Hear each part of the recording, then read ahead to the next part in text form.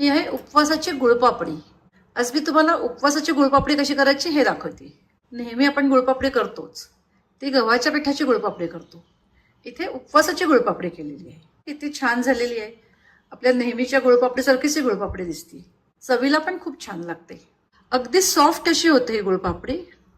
हे बघा, अगदी सॉफ्ट झाली गुळपापडी। ही ग्लुटेन फ्री गुळपापडी आहे। ही अतिशय हेल्दी अशी गुळपापडी आहे। ह्याच्यामध्ये प्रोटीन, कॅल्शियम सगळं भरपूर आहे। मुलांकरता अतिशय हेल्दी असा हा खाऊचा प्रकार आहे। करायला सोपा आणि चवीला उत्तम असा हा पदार्थ आहे। नमस्कार, श्रेयाज रेसिपीमध्ये आपल्या सगळ्यांचं खूप खूप स्वागत आहे। तुम्हाला माझे व्हिडिओ आवडत असतील तर माझ्या व्हिडिओला लाईक करा, जास्तीत जास्त शेअर करा, तसेच माझ्या चॅनलला सबस्क्राईब करा, बेल आयकॉन प्रेस करायला विसरू नका। तर अशी ही थोडीशी वेगळी पण हेल्दी अशी गुळपापडी कशी करायची ते आता बघूया। त्याचं साहित्य बघूया। राजगिऱ्याचं पीठ 1 कप घेतलेलं आहे। शिंगाड्याचं पीठ अर्धा कप घेतलेलं आहे।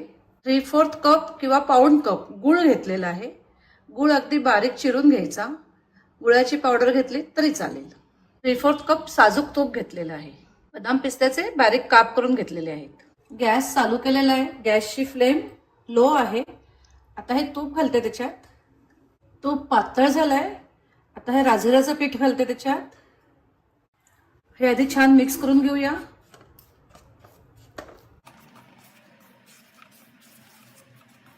शिंगाड्याचं पीठ घालते। आता हे आपल्याला सगळं छान भाजायचं आहे, खरपूस भाजून घ्यायचंय। ह्याच्यात जे तूप घातलंय ते तूप सुटेपर्यंत, रिलीज होईपर्यंत भाजून घ्यायचंय। हे राजगिऱ्याचं पीठ खाली लगेच लागतं किंवा ते जळतं, त्याच्याकरता गॅसची फ्लेम लोच पाहिजे। आता हे मी 4-5 मिनिटं आधी भाजून घेते। उपवासाला आपण बरेच प्रकार करतो, तुम्ही हा एक प्रकार करून बघा, तुम्हाला सगळ्यांना नक्की आवडेल।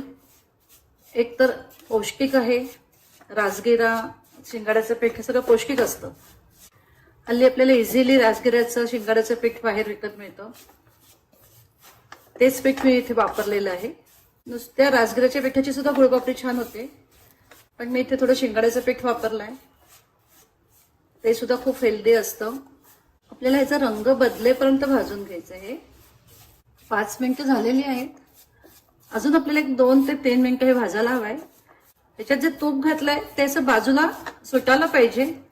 हे बघा, हे आपलं छान भाजून झालंय, तूप सुद्धा असं बाजूला सुटायला लागलंय। रंग बदलेपर्यंत अगदी भाजून घ्यायचं छानपैकी। मी आता गॅस बंद करते। आता मी कढई खाली उतरवली, खाली उतरवल्यावर 1 मिनिट चांगलं हे भाजून घ्यायचं। हे टोटल मी 8 मिनिटं भाजलेलं आहे, 8 ते 9 मिनिटं। एकदम गरम असताना ह्याच्यात गुळ घालायचा नाही, खाली उतरवल्यावर जरा 1 मिनिट हे भाजून घ्यायचं, त्याची वाफ जराशी निघून गेली पाहिजे आणि मग गुळ घालायचा। तुम्ही जर लगेच गुळ घातलात तर ह्या वड्या कडक होतील। आता मी ह्याच्यात वेलचीची पावडर घालते, 1 छोटा चमचा वेलची पावडर घालते। ही छान मिक्स करून घेऊ ह्याच्यात। आता बघा, हे असं जरा जवळ यायला लागलेलं आहे। आता ह्याच्यात गुळ घालूया। गुळ घालतेय। आता हा गुळ ह्याच्यामध्ये छान मिक्स करून घ्यायचा, तो छान ह्याच्यात एकजीव झाला पाहिजे। त्यामुळे तुम्ही किसून गुळ घातलात तरी चालेल किंवा गुळाची पावडर घातली तरी चालेल, ती लगेच मिक्स होईल ह्याच्यात। कढईला मी आधी तुपाचा हात लावून घेतलेला होता, त्याच्यावर हे ओतते आता। तसंच ह्या पिशवीला सुद्धा तूप लावून घेतलेलं होतं। आता हे छान थापूया। आता जरा प्लेन करून घेते, एकसारखं करून घ्यायचं सगळं। आता हे बदाम पिस्त्याचे काप वरनं घालू, ते प्रेस करून घेऊ असे, म्हणजे ते छान आत बसतील। तुम्ही सुक्या खोबऱ्याचा किस जरी वरून घातलात तरी चालेल। आता 10 मिनिटं हे जर असंच राहू दे, 10 मिनिटांनी आपण वड्यांचं किंवा गुळपापडीचं मार्किंग करून घेऊया। ह्याची आपल्याला वड्या पाडायच्या आहेत, तर मार्किंग करून घेऊया।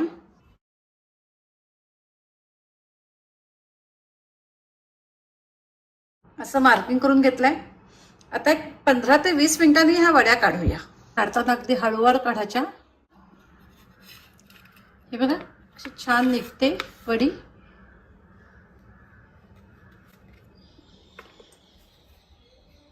हे बघा अशा नाजूक असतात ह्या.